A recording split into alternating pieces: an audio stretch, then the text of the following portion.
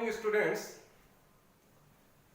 आज हम अवकल समीकरण के एक नए चैप्टर को स्टार्ट करते हैं और वो चैप्टर है अचर गुणांकों वाला रैखिक अवकल समीकरण।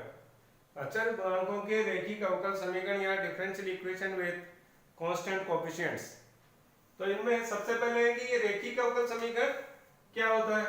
तो ये रैखिक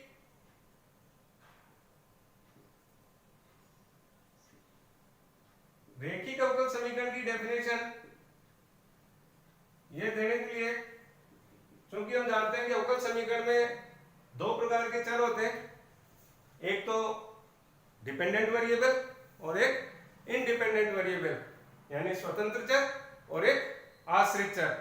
तो जो आश्रित चर होता है कि यदि अवकल समीकरण में आश्रित चर और उसके जो अवकल गुणांक होते हैं वो न तो आपस में गुणित होते हो और न ही एक घात से ज्यादा घातों में आते हो, तो इस प्रकार के जो अवकल समीकरण है वो रैखिक अवकल समीकरण कहलाते हैं। अब अचर गुणांकों वाले रैखिक अवकल समीकरण का जो व्यापक रूप है कि अचर गुणांकों वाले रैखिक अवकल समीकरण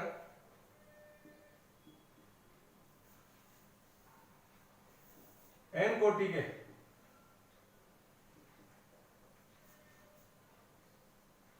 का व्यापक रूप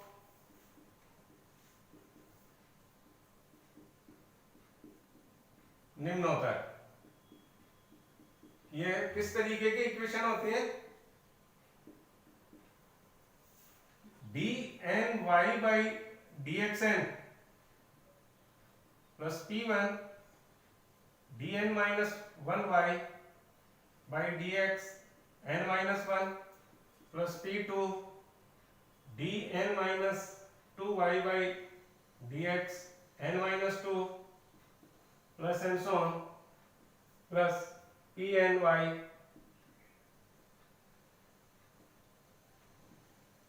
equals to qx। ये n कोटि के रैखिक अवकल समीकरण का एक व्यापक रूप होता है और यहाँ पर p1, p2, p3, pn और qx या तो x के फंक्शन हो सकते हैं या अचर हो सकते हैं।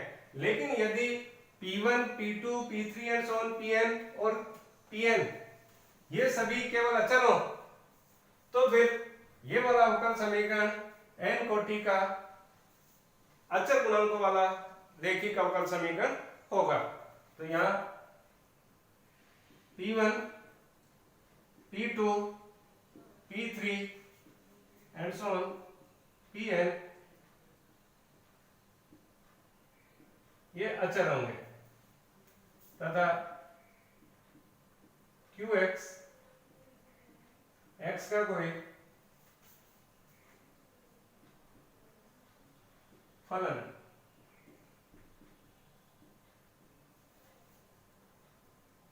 अब आते हैं हम इस प्रकार के अवकल समीकरणों को हल कैसे करेंगे। तो इस प्रकार के अवकल समीकरणों का जो हल होगा, जिसका कि कंप्लीट सॉल्यूशन या इसका पूर्ण हल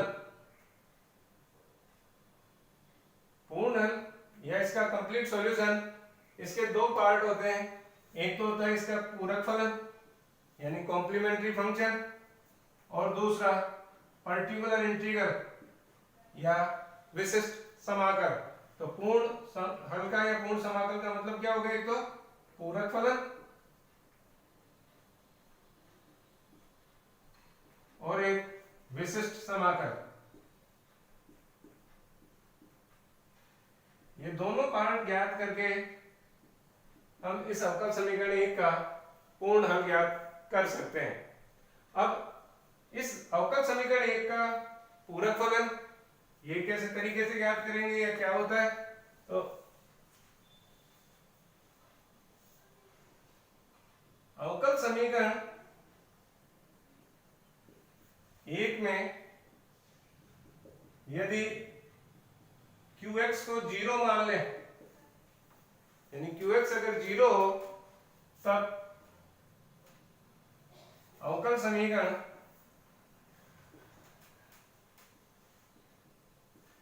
dny by dxn plus p1 dn minus 1 y by dx n minus 1 plus p2 dn minus 2 y by dx n minus 2 plus and so on plus pny equal to 0। इसका जो हल होगा, इसका हल ही अवकल समीकरण 1 का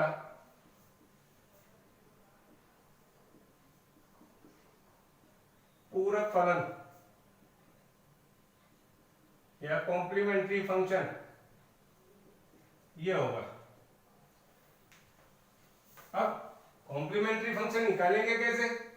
तो कॉम्प्लीमेंट्री फंक्शन ज्ञात करने के लिए हम मान लेते हैं कि मान लिया जाए समीकरण 2 का, जो अवकल समीकरण 2 आ गई, जिसका सॉल्यूशन ही अवकल समीकरण 1 का कॉम्प्लीमेंट्री फंक्शन होगा। तो ये ज्ञात करने के लिए अपन क्या करेंगे कि समीकरण 2 का हल y इक्वल्स टू e की पावर mx ये मान के चलते हैं। तो जब y इक्वल्स टू e की पावर mx है तो फिर dy by dx equal to क्या हो जाएगा? m e की पावर mx। इसी तरीके से d2y by dx स्क्वायर की वैल्यू क्या हो जाएगी? m square e to the power mx and so on. इसी तरीके से dny by dxn इसका मान हो जाएगा m की पावर n e की power mx।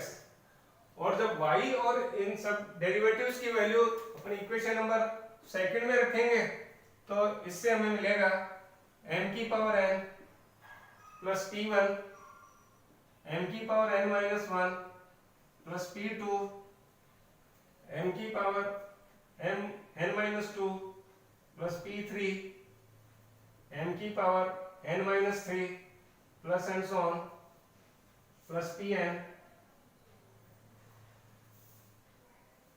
e to the power mx equal to 0। अब चूंकि e की पावर mx ये वैल्यू 0 नहीं होगी, इसलिए m की power n plus p1 m की power m minus n m की power n minus 1 plus p2 m की power n minus 2 plus p3 m की power n minus 3 plus and so on plus pn equals to 0। ये एक equation मिलेगी जो कि ये क्या होती है? ये 2 का सहायक समीकरण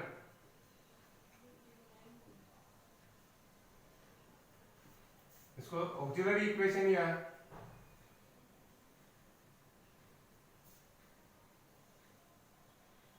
सहायक समीकरण कहेंगे।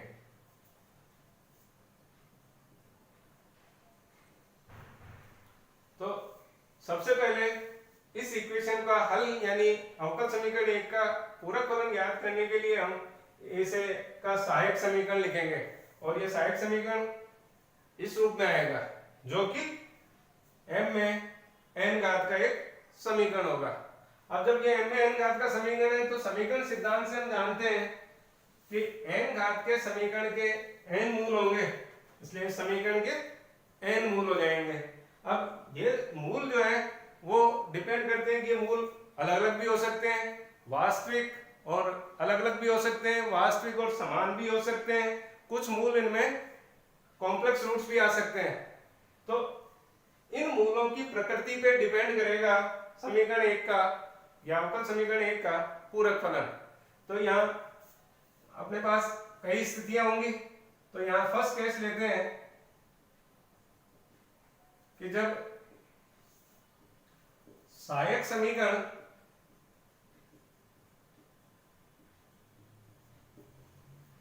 के सभी मूल वास्तविक व भिन्न भिन्न हो।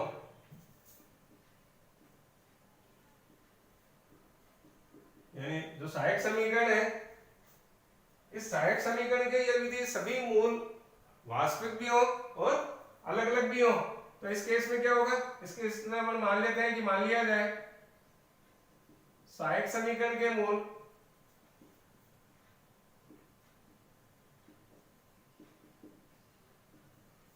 m1 m2 m3 and so on mn है, क्योंकि सहायक समीकरण जो m n घात का समीकरण है, तो m इस समीकरण को सोल्व करने पर m के n मान मिलेंगे, और m के n मान ये मान लेते हैं अपन m1 m2 m3 and so on mn है तब। और ये सभी मूल अपन ये लेके चल रहे हैं कि वास्तविक भी है और अलग अलग भी है, तब इस केस में एक का CF, या इसको अपन ये भी कह सकते हैं कि समीकरण 2 का हल, तो एक का CF या कॉम्प्लीमेंट्री फंक्शन क्या हो जाएगा, ये होगा C1 e to the power m1x plus C2 e to the power m2x plus C3 e to the power m3x plus and so on plus Cn e to the power mnx। दूसरा case,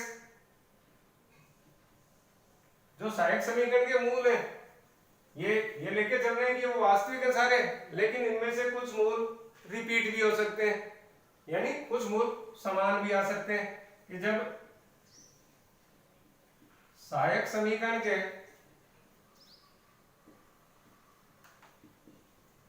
मूल वास्तविक व समान हो,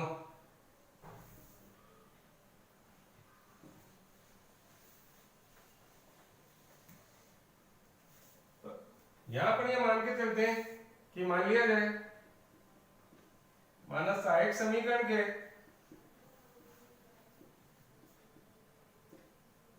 दो मूल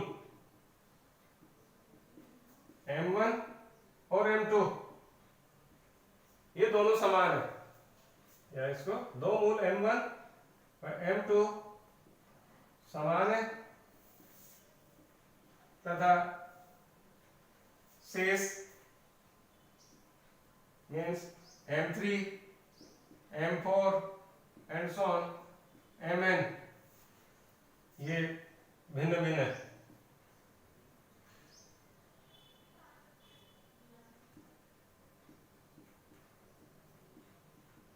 तब एक का CF क्या हो जाएगा, तब समीकरण नंबर 1 का या अवकल समीकरण 1 का CF या पूरा फलन होगा, दो मूलों के लिए अपनी मान के चलते हैं कि मान लिया जाए m1 और m2 जो कि बराबर है, इसको m मान लेते हैं, तो सहायक समीकरण के मूल हो जाएंगे, ये कॉम्प्लीमेंट्री फंक्शन हो जाएगा इक्वेशन नंबर फर्स्ट का C1 plus C2x e to the power mx। तो जो रूट इक्वल आए उनके लिए अपन इस तरीके से लिखते हैं इसको C1 प्लस C2x और e to the power mx, और बाकी जो अलग अलग हैं उनके लिए वही तरीका कि C3 e to the power m3x plus C4 e to the power m4x plus and so on plus Cn e to the power mnx। ये तो तब है जब सहायक समीकरण के दो मूल m1 और m2 दोनों इक्वल हो गए और दोनों m के बराबर हो गए। इसमें ऐसा भी हो सकता है कि कोई तीन मूल इक्वल हो, यदि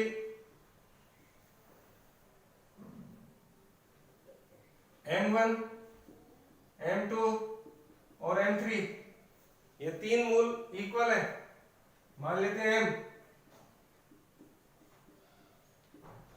और शेष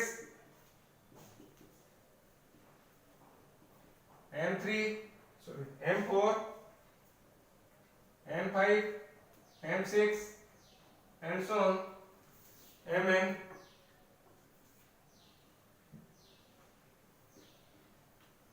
भिन्न भिन्न है,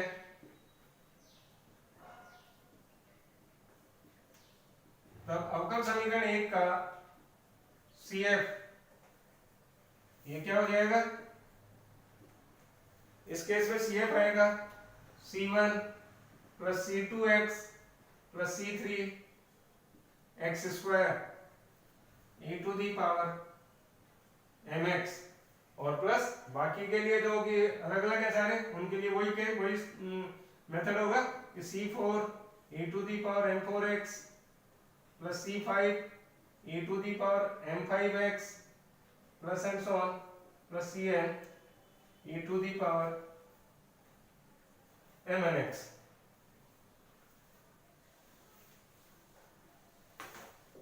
ऐसा ही जो है मूल 4 मूल बराबर हो, 5 मूल बराबर हो, तो आगे अपन इसी मेथड से आगे बढ़ते रहेंगे। तीसरा केस है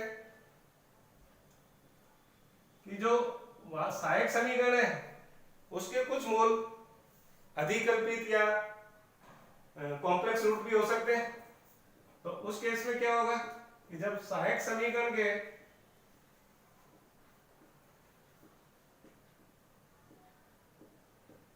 कुछ मूल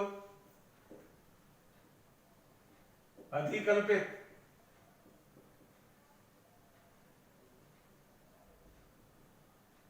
यानी कॉम्प्लेक्स रूट हो,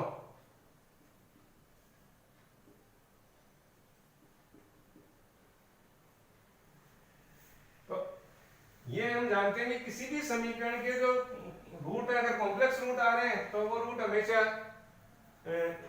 कॉम्प्लेक्स कॉन्जुगेट के रूप में आएंगे। यानी यदि किसी भी समीकरण का एक मूल अल्फा प्लस आयोटा बीटा है तो अल्फा माइनस आयोटा बीटा भी उसी समीकरण का एक मूल होगा।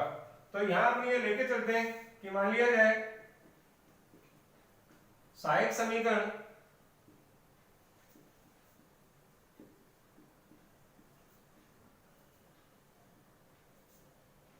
के दो अधिकल्पित मूल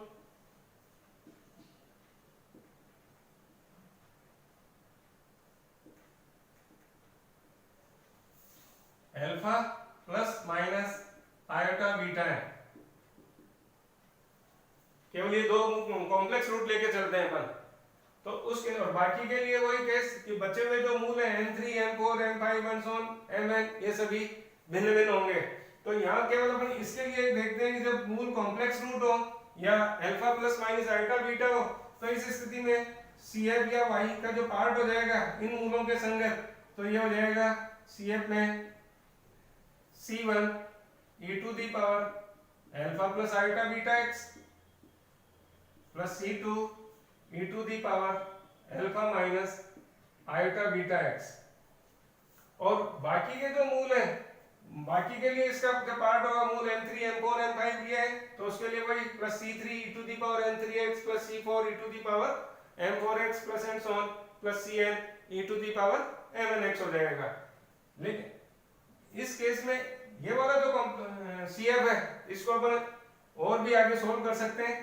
तो कैसे करेंगे, तो इसके लिए C1 और इसको क्या लिखा जा सकता है, इसको अपन लिख सकते हैं e की पावर अल्फा x और e to the power iota beta x plus C2 e to the power alpha x e to the power minus iota beta x।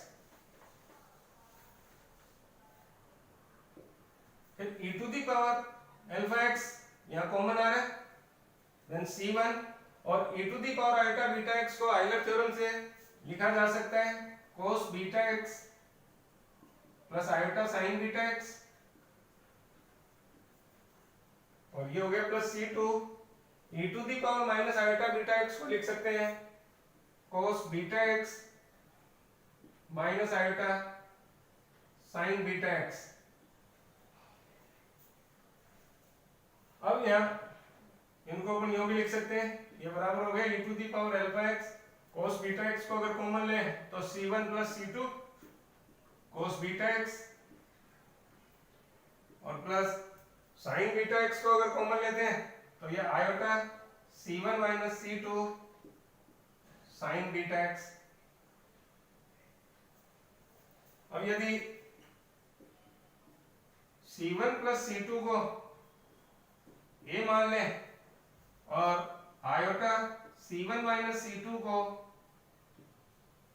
B मान लें, और दूसरे कांस्टेंट है क्योंकि ये कांस्टेंट ही है C1 प्लस C2 और C1 माइनस C2 और ये आयोटा ये, तो ये C1 प्लस C2 को दूसरा कांस्टेंट ले लिया A और iota into C1 minus C2 को कांस्टेंट मान लिया B, तब CF इक्वल्स टू क्या हो जाएगा? इस केस में CF या कॉम्प्लीमेंट्री फंक्शन ये हो जाएगा C1 ये e to the power alpha x इनटू a cos beta x plus b sin beta x। तो ये भी इसी का पार्ट हो जाएगा, इसी को सॉल्व करने पर ये आ जाएगा। अब हम इसको एक रूप में और लिख सकते हैं, इसी CF को दूसरे रूप में लिखने के लिए हम यहाँ ये मान लेते हैं कि माना जो A है, A को कोई दूसरा कांस्टेंट ले लेते हैं, मान लेते हैं C cos D, C और D भी कांस्टेंट ही है, और B को मान लेते हैं माइनस C sin D। तो इस केस में CF इक्वल्स टू क्या होगा? तो CF इक्वल्स टू आ जाएगा e to the power alpha x तो एज इट इज रहेगा ही, ये हो गया C cos beta x cos D और minus C sin beta x sin D, या यहां से हम C कॉमन ले सकते हैं और C कॉमन लेने के बाद क्या आएगा? cos beta x cos D minus sin beta x sin D, जिसको कि हम cos a प्लस b वाले फॉर्मूले से cos beta x plus d भी लिख सकते हैं, इसलिए CF इक्वल्स टू आ जाएगा C e to the power alpha x cos beta x plus d। तो इस केस में इस तरीके से हम किसी भी अचल गुणांकों वाले रैखिक अवकल समीकरण का जो कॉम्प्लेक्स जो कि कॉम्प्लीमेंट्री फंक्शन वाला पार्ट है वो ज्ञात कर सकते हैं।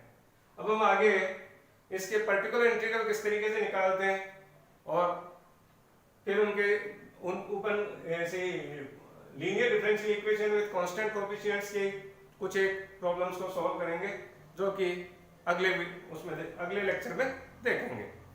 Thank you.